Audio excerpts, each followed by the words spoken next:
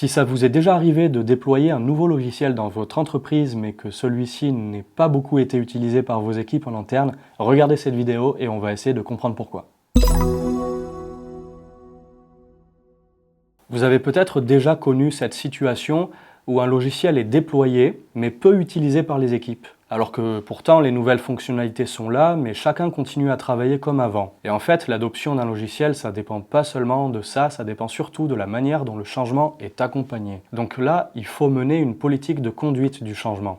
Ça veut dire l'ensemble des actions qui vont permettre aux équipes de comprendre et de s'approprier un nouvel outil. La première étape, il faut impliquer les utilisateurs le plus tôt possible dans le projet. Parce que lorsqu'ils participent aux ateliers de conception, ils comprennent mieux les objectifs et ils se sentent acteurs du changement. Le deuxième point clé, c'est l'expérience utilisateur. Parce qu'une interface, ça doit être cohérent avec les habitudes métiers. Si un outil oblige à changer toutes les façons de travailler du jour au lendemain, il risque d'être peu utilisé. Le troisième levier qu'on peut utiliser, c'est la formation. Une formation efficace, c'est pas seulement expliquer là où il faut cliquer, c'est aussi expliquer pourquoi le nouvel outil simplifie le travail et ce qu'il change concrètement au quotidien. Et il est aussi important d'identifier des référents en interne.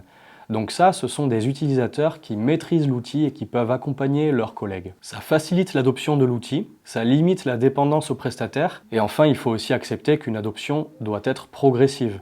Et c'est là qu'on parle de courbe d'apprentissage. C'est une phase où l'efficacité peut temporairement diminuer avant de s'améliorer dans la durée. Donc finalement, réussir l'adoption d'un logiciel, c'est tout un processus qui permet que le logiciel soit utile et utilisé.